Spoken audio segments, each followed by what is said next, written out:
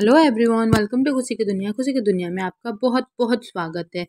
तो आज की समरी में हम जानेंगे कि द एलिमेंट यानी दुनिया में आप चाहे कितना भी बड़ा काम क्यों ना कर ले, कितने भी पैसे क्यों ना कमा ले, लेकिन जो काम आपको अच्छा लगता है, जो आपका पैशन है, जो आपकी हॉबी है, या वो काम जिसे करने के बाद बड़ा ही सुकून मिलता है, अगर आपने उसे नहीं किया तो फिर शायद आप कुछ नहीं कर सकते। तो इसीलिए लोग हमें कहते हैं कि पैशन ढूंढो, हॉबीज के बारे में सोचो, अपने एलिमेंट को ढूंढो। एग्जैक्टली एलिमेंट मतलब सुना है आपने कभी? यस, नहीं सुना है या थोड़ा सुना है, कुछ कुछ पता है, डोंट वरी। ये जो एलिमेंट वर्ड है ना, आज इसी के बारे में हम बात करने वाले हैं इस समरी में। क्योंकि एक इंसान को बेहतर बनाने के लिए टैलेंट और पैशन अपने आप में बहुत अच्छे हैं, लेकिन जब आप इन्हें एक साथ ले आते हैं तो आपको अपना एलिमेंट मिलता है। एलिमेंट का मिलना वो स्टेट है जो जो आपके टैलेंट और पैशन को मिलकर के जो आपके अंदर से आपका बेस्ट बाहर निकालता है। तो इस समरी में आपको ये पता चलेगा कि कोई भी इंटेलिजेंट और क्रिएटिव बन सकता है। आपके स्कूल के मार्क्स आपके फ्यूचर की सक्सेस को डिफाइन नहीं करते हैं। आप जो भी करना चाहते हैं आप उसमें बहुत अच्छे बन सकते हैं। आप जिन भी लोगों को पसंद करते हैं वो कभी आप ही की तरह हुआ करते थे, लेकिन इन्होंने अपने एलिमेंट को ढूंढा और वो टॉप पर पहुंच गए। तो आप भी उनकी तरह बन सकते हैं। तो चलिए स्टार्ट करते हैं आज की ही समरी। तो यहाँ पे आप लर्निंग्स को प्रैक्टिकली अपने लाइफ में इम्प्लीमेंट कर सकते हैं। तो चलिए इस समरी को स्टार्ट करते हैं, जिसका नाम है the element, how finding your passion change everything, जिसे लिखा है केन रॉबिन्सन ने। इस समरी की अगर बात की जाए तो सबसे पहला सवाल, क्या आप जो अभी कर रहे हैं वो आपको सच में पसंद है? अगर नहीं तो क्या आप में जो टैलेंट और पैशन है उसके बारे में आप जानते हो?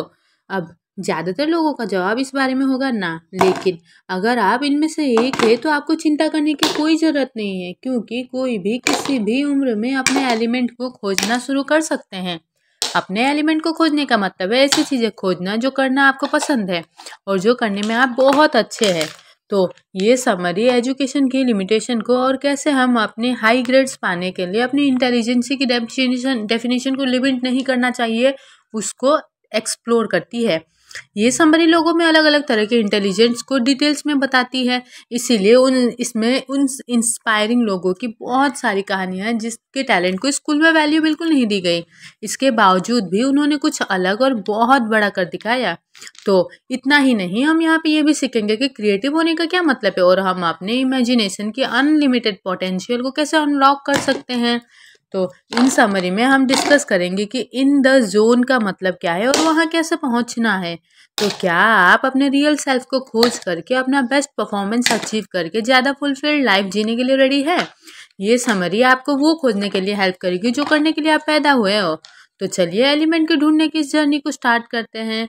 जिलियन 8 साल की बच्ची थी जिसको स्कूल में परेशानी हो रही थी। वो अपने असाइनमेंट देर से जमा करते थे, उसके रिजल्ट भी अच्छे नहीं आते थे और वो अक्सर क्लास के दौरान डिस्ट्रैक्टेड रहते थे, यानी उसका ध्यान कहीं और ही रहता था।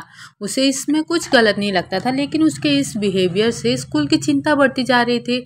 स्कूल ने उसके पेरेंट्स को चिट्ठी लिखी कि शायद उसको कोई लर्निंग डिसऑर्डर है और अच्छा होगा कि वो उसे किसी स्पेशल स्कूल में डाले। जिलियन की माँ उसे एक साइकोलॉजिस्ट के पास में लेकर के गई। जिलियन को इस बात का डर था कि शायद उसे स्पेशल स्कूल अटेंड करना पड़े। साइकोलॉजिस्ट और जिलियन की माँ उसे कमरे में छोड़ करके बाहर आ गए, लेकिन बाहर आने से पहले उन्होंने कमरे में रेडियो चालू कर दिया था। जब वो बाहर आए तो साइकोलॉजिस्ट ने कहा कि उन्हें खिड़की से देखना चाहिए कि जिलियन अंदर क्या कर रही है। जैसे ही वो दोनों कमरे से बाहर निकले तो जिलियन ग्रेसफुल, फ्लूइड और नेचुरल मोमेंट के साथ में उस म्यूजिक पे डांस करने लगे। साइकोलॉजिस्ट ने जिलियन की माँ को बताया कि उनकी बेटी बीमार नहीं है, वो एक डांसर है, तो उन्हें उसको एक डांस स्कूल में भर्ती कर देना चाहिए। जिलियन के पेरेंट ने इस एडवाइस को माना और फिर जिलियन को बहुत ही अच्छा महसूस हुआ। वो डांस स्कूल में घर जैसा फील करती थी, महसूस करती थी, जहाँ वो ऐसे लोगों से घिरी रहती थी जो म्यूजिक सुन करके थिरकने से खुद को रोक नहीं पाते थे। आगे जाकर के उसने लंदन के रॉयल बैले स्कूल को ज्वाइन किया और रॉयल बैले कंपनी का हिस्सा बन गई। क्या आप जानते हैं जिलियन असल में कौन थी? जिलियन लिन हमारे समय की सबसे माहिर और उम्दा कोरियोग्राफर बनी। ऐसा इसीलिए हुआ क्योंकि उसको किसी ने समझने के लिए समय निकाला, ना कि तुरंत से ये मान लिया कि वो बीमार है। जिलियन को बस जो वो असल में थी उस वो बनने की ज़रूरत थी। जिलियन ने अपना टैलेंट और पैशन एक साथ डिस्कवर किया। उन्हें डांसिंग से पूरा होने का एहसास और खुशी मिला। उनकी कहानी अपीनिंग स्टोरी के रूप में डिफाइन की जा सकती है, क्योंकि इसमें एक तरह का खुलासा या सच्चाई बाहर आई है। इसमें पहले और बाद का फर्क साफ साफ नजर आता है। जिलियन ने अपना एलिमेंट पा लिया था और ये एक ऐसी जगह थी जहाँ पर जो आपको करना पसंद है, जो करने में आप अच्छे हो, साथ आकर के एक हो जाते हैं। जब आप अपना एलिमेंट पा लेते हो तो ये आपको हर तरह से इम्प्रूव कर सकता है और बहुत ज़्यादा सक्सेस पाने में हेल्प कर सकता है। वैसे एलिमेंट को नेचुरल टैलेंट और पर्सनल पैशन के बीच में का मीटिंग पॉइंट के रूप में भी बताया जा सकता है। वो लोग जिन्होंने अपना एलिमेंट पा लिया है अक्सर इसे ये कह करके डिस्क्राइब करते हैं कि इसे पाना खुद को पहचानना और ये समझना है कि आप किस चीज़ के लिए बने हो। इंसान सिर्फ एक एलिमेंट तक सीमित नहीं है, वो बहुत सारी चीज़ें करने में खुशी पा सकता है और सब में समान रूप से अच्छा हो सकता है। एलिमेंट को पाने के लिए कोई एक फिक्स फॉर्मूला नहीं है, हर इंसान में इसमें को पाने का तरीका अलग अलग हो सकता है। जैसे कि आप देख सकते हो कि एलिमेंट कोई एग्जैक्ट साइंस नहीं है, लेकिन एलिमेंट में होने के दो मेन फीचर्स और दो कंडीशन है। वो दो फीचर है एप्टीट्यूड और पैशन, वही दो कंडीशन है एप्टीट्यूड और अपॉर्चुनिटीज यानी कि मौका। तो एप्टीट्यूड किसी भी अपॉर्चुनिटी की ओर स्वाभाविक खिंचाव या फिर लगाव होता है।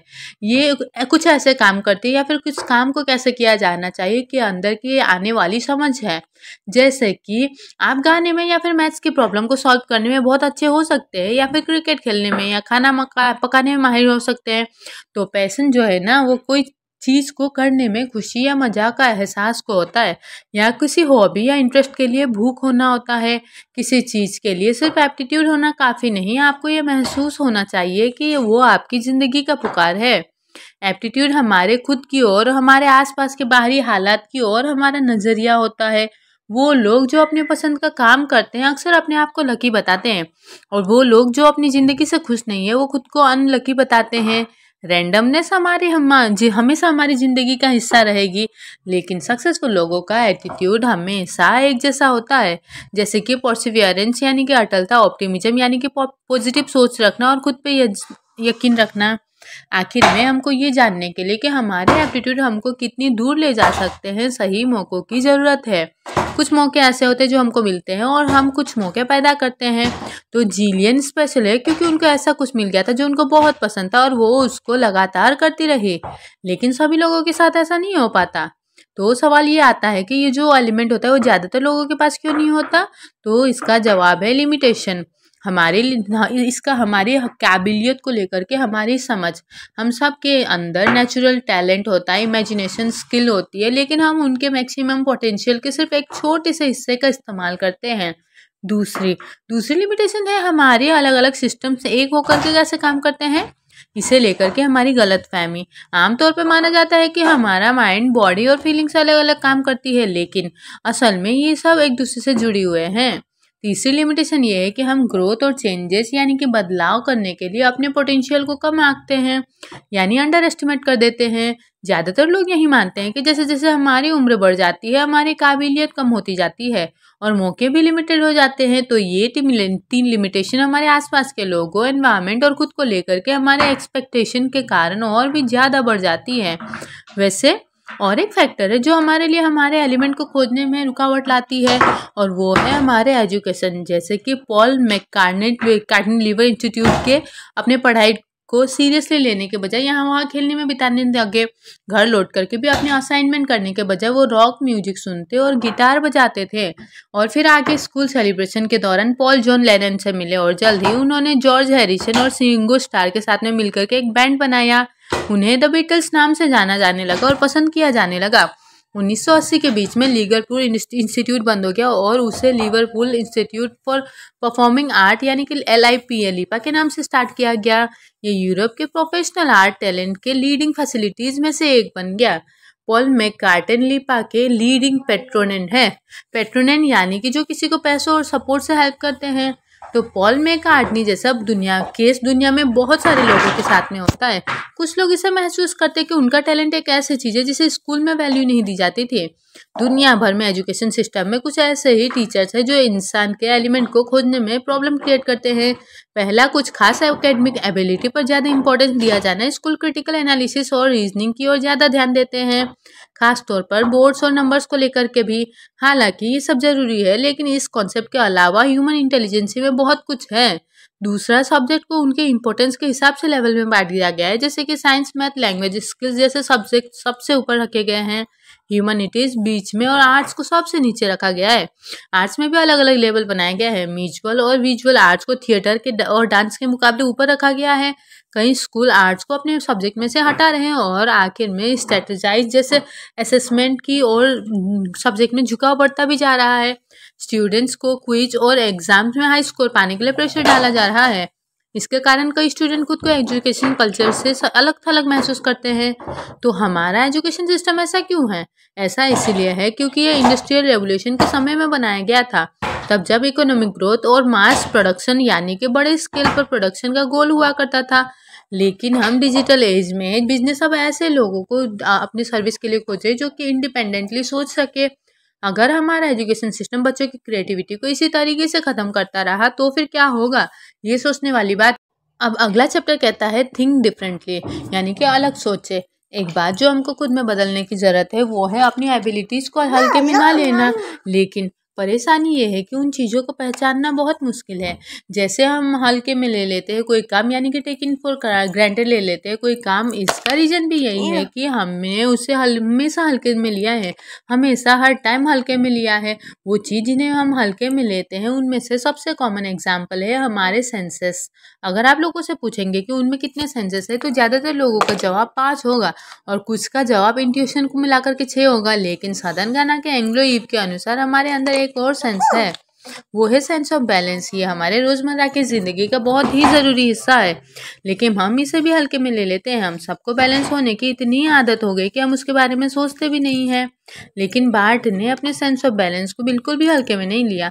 वो एक एक्टिव बच्चा नहीं था, लेकिन जब वो 6 साल का था तब बार्ट ने डिस्कवर किया कि वो अपने हाथों से भी उतनी ही अच्छी तरीके से चल सकता है जितना कि अपने पैरों से। आखिर में बार्ट अपने हाथों से सीढ़ियाँ चढ़ने उतरने लगा। एक दिन उसके मॉन्क टीचर उनके जिम्नास्टिक सेंटर ले गए। बार्ट बहुत ही खुश था। उसको ऐसा महसूस हुआ जैसे कि वो क्रिसमस के दिन डिज्नीलैंड में है। उस समय उसको एहसास हुआ कि उसकी स्किल दूसरों को खुश करने से कहीं ज़्यादा के बारे में है। 8 साल के बाद उसने मॉन्ट्रियल के स्कूल में अमेरिका को रिप्रेजेंट करते हुए भाग लिया।